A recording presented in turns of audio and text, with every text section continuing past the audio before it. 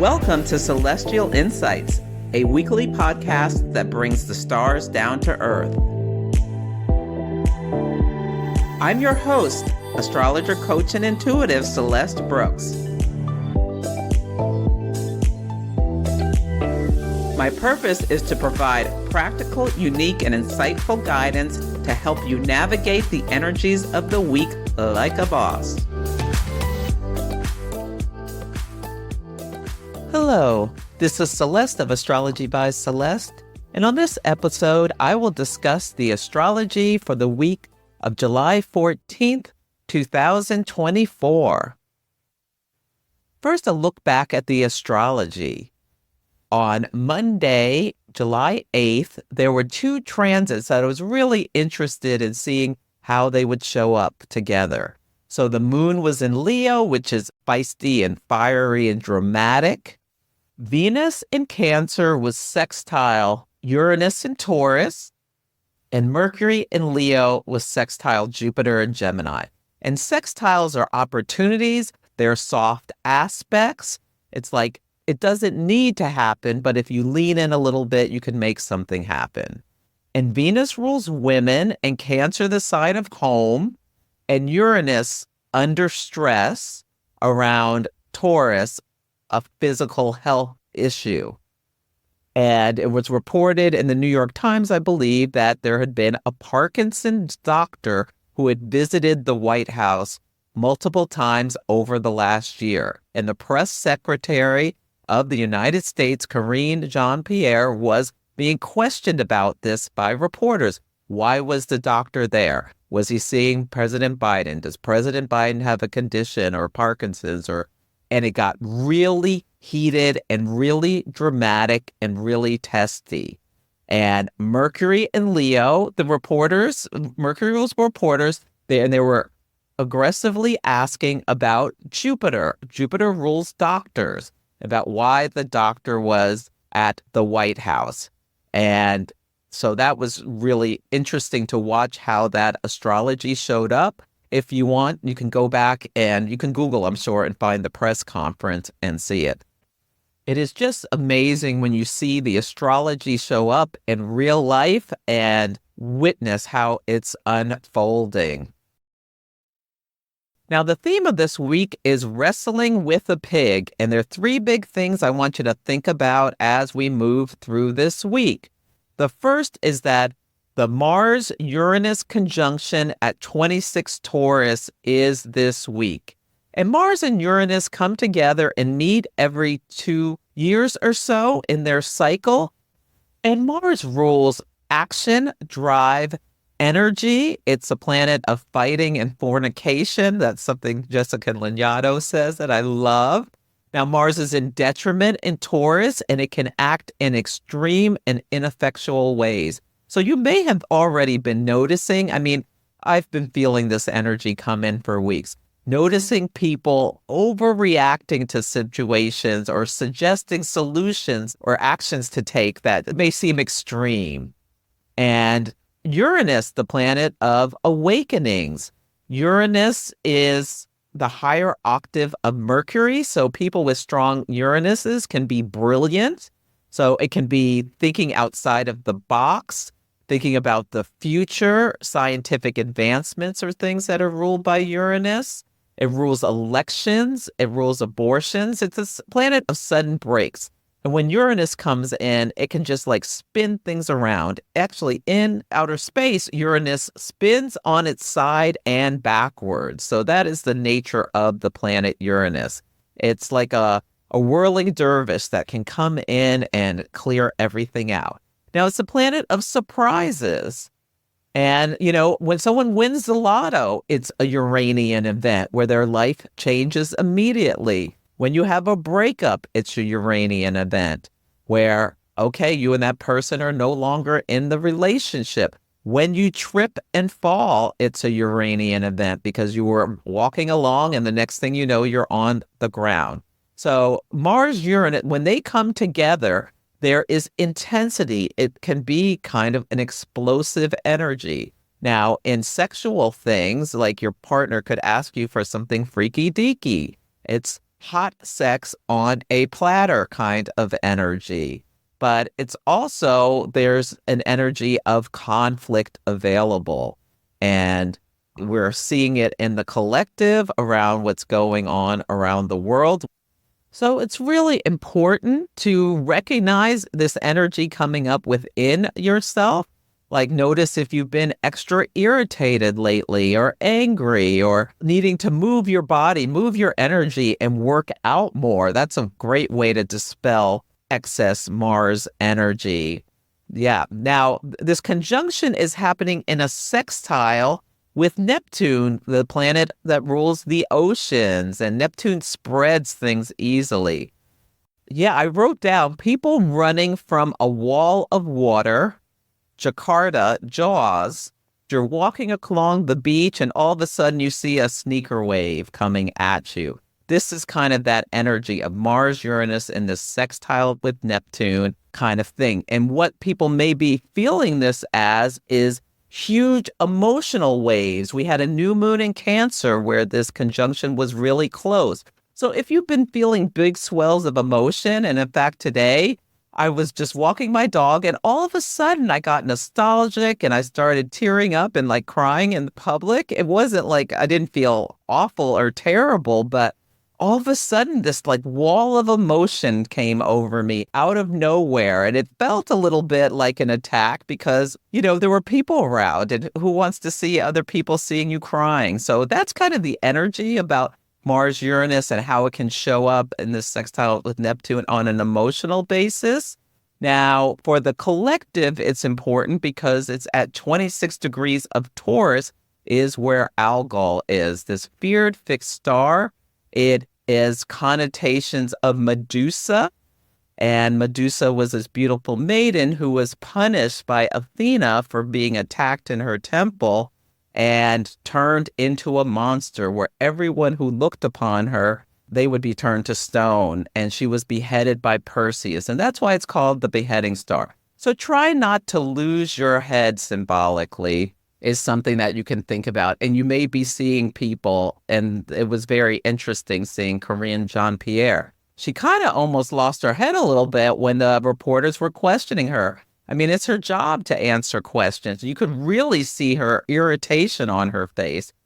This star also has to do with Lilith, which is women who will not be tamed kind of energy. It speaks to men's discomfort with a woman who stands in her power, especially her sexual power, is associated with Algol and Lilith and whatnot. And there was the BET Awards. Taraji Henson talked about Project 2025, which is this project from the Heritage Foundation, which they have a plan for if Donald Trump wins the election. They want to really remake the American government, take a lot of rights away from people. Like they want a national abortion ban. They want to ban pornography. They're like getting rid of the Department of Education and all of these other things. Essentially, they want to start turning America into a Christian theocracy. And with the energy, you can really see the next couple of years how things could change very, very, very, very quickly. And she said on the stage, and she looked kind of like Medusa because her hair was beautiful, but it was in these ringlets. Medusa's hair was snakes. And like she looked like this really powerful presence on the stage. And she told people to look up this Project 2025, and the searches for it went through the roof. And so people are becoming aware of this. And this Mars-Uranus conjunction is happening at Donald Trump's midheaven. And Uranus awakens us to things. And so the public is being awakened to this plan to radically transform the American government and maybe even behead democracy. So that's something that's going on in the U.S. And we're seeing as Mars and Uranus coming together, this intense explosive energy.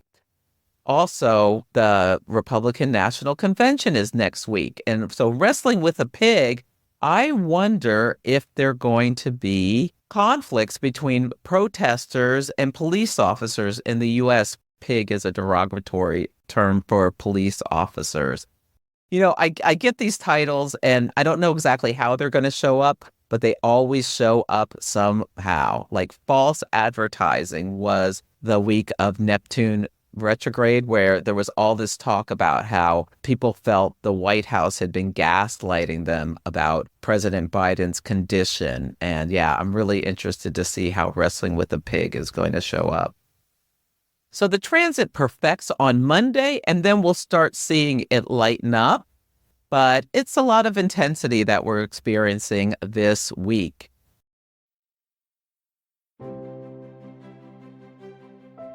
I'm excited to be a faculty member for the Organization of Professional Astrology's retreat in Park City, Utah from October 16th through 21st. I will be teaching a moon mastery intensive over 3 days. This is going to be intimate, where there will be no more than 9 participants. You'll learn everything about the moon and her cycles to deepen your understanding of your natal chart. We will delve into the past, the present, and what's going to be coming up in the future so that you can use the energies in order to achieve your goals. You can also bring a chart of someone else with their permission. If you want to join, do not hesitate. Sign up today because there are limited spots. I would love to be your guide as you deepen your understanding of our beautiful lunar teacher.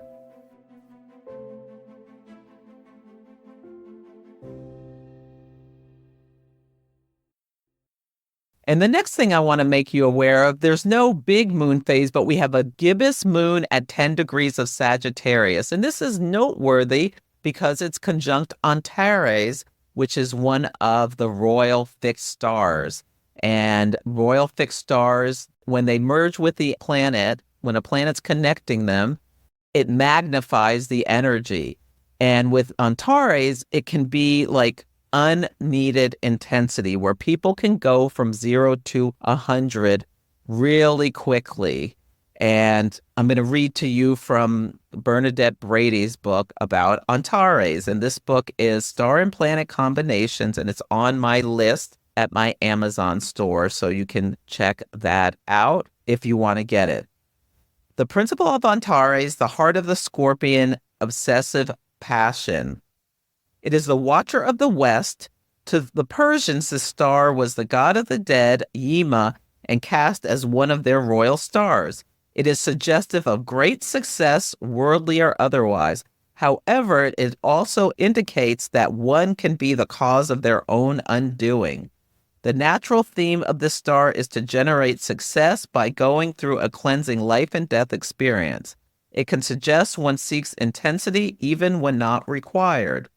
By its mythological symbolism, it indicates extremes, whether by choice or not. The darker side of Antares is to be lost to obsession without any hope of resolution. So you can think about it, if you have a planet on this fixed star, and I would look just 1 degree on either side, think about, where do you go to extremes? Does this connect with you about it? So with the combination of Mars, Uranus on Algol and the Gibbous Moon coming on Antares, really be mindful about, one, if you see someone starting to lose their stuff, keep yourself safe. And number 2, if you feel yourself starting to lose it, don't behead yourself. Be careful. Like, do something, get away, go outside, ground yourself so that you can calm down. It's really important this week to be careful with sharp objects. Mars Uranus can be freak accidents. Yeah, Uranus is also the planet of like lightning strikes and things like that. Taurus is an earth sign. We're seeing all kinds of like the hurricane and all kinds of big weather events. So there could also be some events like that. But I'm concerned about clashes between people and potentially the police at the Republican National Convention. And anyway, really, if you pay attention and you're watching it or watching any clips coming out of it, think about these fixed stars when you're in this energy, when you're listening. They may be talking about going to war against abortion or there'll be all sorts of intense, like fighting to save the country, and notice war imagery and when things seem really excessively antagonistic when people are talking or making speeches there or anywhere. The last thing I want to make you aware of is that Mars will enter the sign of Gemini from July 20th, that's next Saturday, till September 4th. Gemini is a mutable air sign. There's a little bit of a nervous energy with Gemini, and when Mars goes into that sign, it's stimulating that energy. And while in Gemini, it's going to meet up with Jupiter mid-August and square Saturn. So there is a lot of energy that is very scattered. So do what you need to do to ground yourself if you find this ramping up your anxiety mentally. Yeah, so Mars rules energy and drive and power engines. You may see problems on highways. Gemini is associated with a short distance travel and roads and things.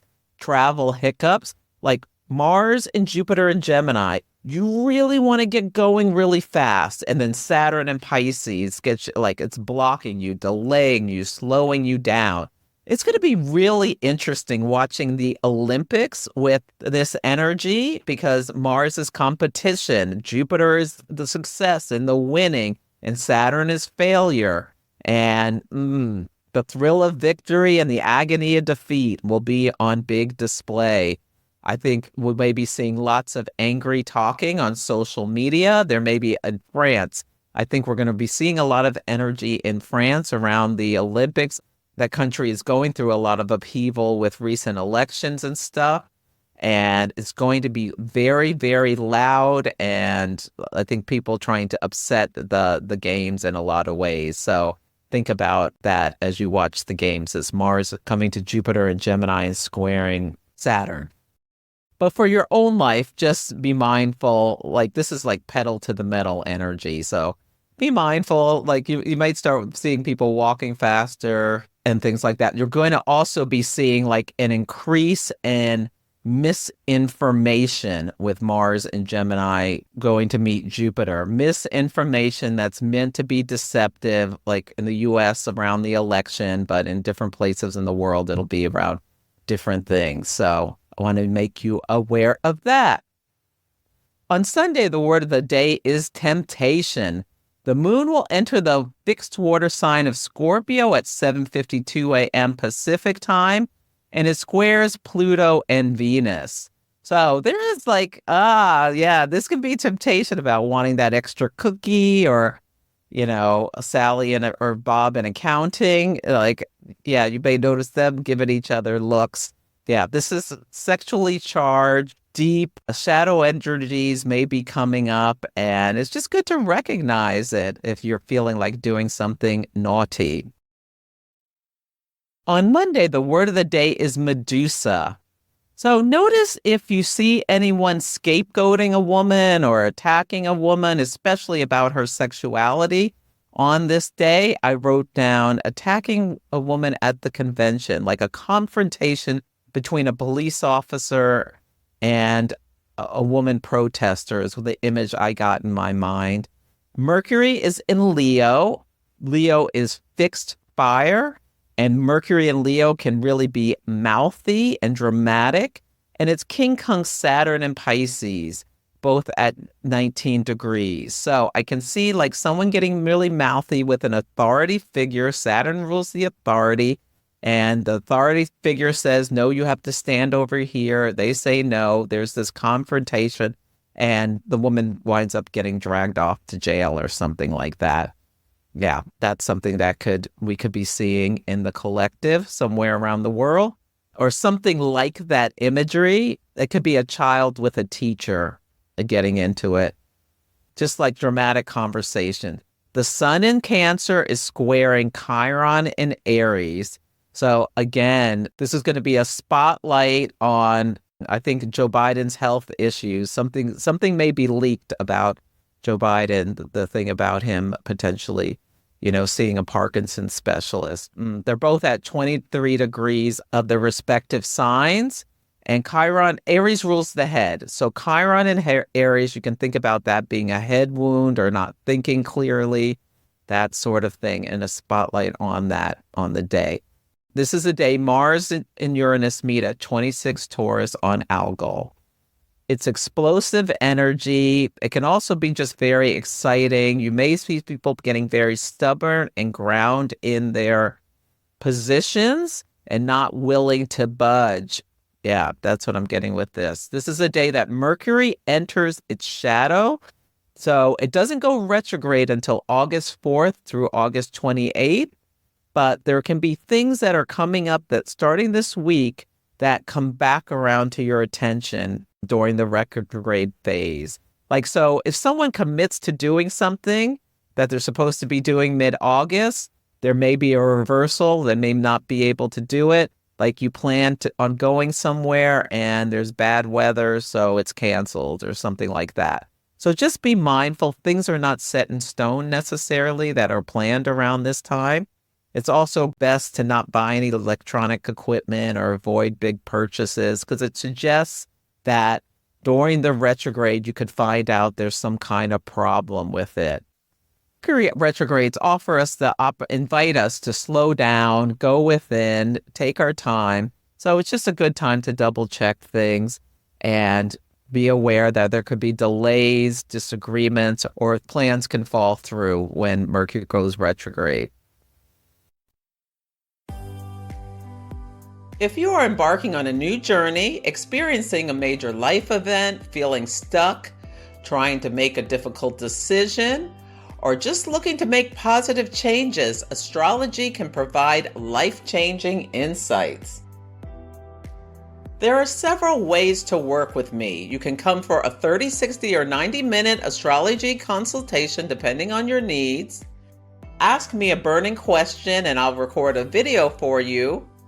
Engage in longer-term cosmic success coaching where we work together on a 3-month basis to help you overcome blocks, improve your life satisfaction, build better relationships, accomplish your career goals, and understand yourself better using the tool of astrology.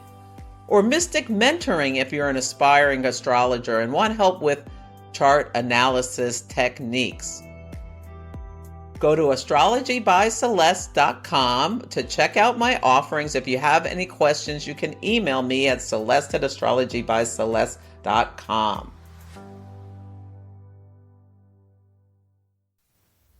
On Tuesday, the word of the day is red light.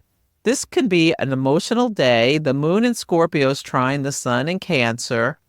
People can be really passionate with what they're speaking intending to get people, like protecting the homeland. We're going to be hearing a lot about, I think, especially as the moon opposes Mars and Uranus. There's going to be a lot of talk about, I think, the other and what they're trying to do to us. Yeah, it's going to be really interesting seeing how this Mars-Uranus conjunct Algol shows up at the Republican National Convention in the conversation and the speeches that people are getting. I think it's going to be very fiery.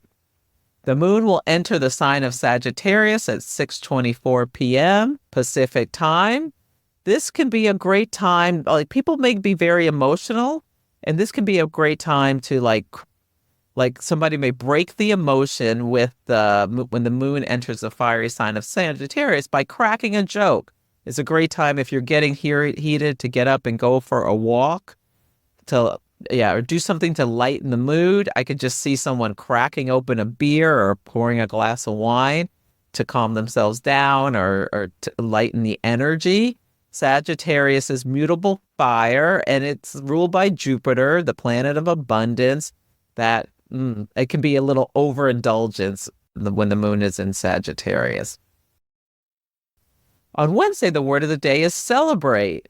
And the song Celebrate Good Times was playing in my head when I was preparing this. So the Sag moon is trine Venus and Leo. So this is like feisty and fiery and fun energy. Yeah, I like this. It could be a great time for a dance party. But the sun is also square the asteroid Eris. And Eris is a goddess of chaos. They're both at 24 degrees. Sun in Cancer, square Eris in Aries. And Eris rolled an apple into the party and had the three goddesses fighting over who was the fairest of them all. And this started the Trojan War. Yeah. Notice if you see a woman manipulating a situation or being scapegoated about something, or just think about that imagery of Eris, the goddess of chaos, and could be what you're watching on TV or something you're reading. This is a day the Gibbous Moon is at 10 degrees of Sagittarius at 2:32 p.m. Pacific time. And I wrote down cat o' nine tails. I don't know why. Sometimes I just get writing and I just write things down as I'm going. But Wednesday's going to be an interesting day to see what shows up. This could be like people at the convention are partying hardy and somebody goes to somebody's room that's not their spouse. This is the kind of stuff that Sagittarius, you could like just not worry about the consequences and then people could maybe get caught because somebody catches them with a picture or something like that, and it comes back to haunt them during the retrograde phase. That could be something that comes up. Yeah. On Thursday, the word of the day is national. This is a day the sun in Cancer is sextile Uranus and Taurus. This could be a day of a reversal. Uranus is on Algol, and Uranus rules reversals. So sun sextile Uranus, a leader may be changing their mind or saying something different or acting a bit radically or something like that. There's going to be a spotlight in some way around Uranian things on this day. And the sun is in Cancer, a sign of home, nationalism, family. Yeah. I wrote, say what? Question mark. So somebody may say something shocking that's like, what did you say? Mercury in Leo is trine Chiron in Aries. They're both at 23 degrees. Trines are smooth, easy flows of energy. And I feel like this can be like big talk about like with war energy we're going to battle team. Like this could be at work. I used to have a boss who was all into using all of these sports analysis and battle analysis. Like in sales, we're getting up to the plate and we're going to hit it a home run and kill the competition, blah, blah, blah, blah, blah. That is that kind of talk I feel like we may be seeing in the collective and in your own life with that energy.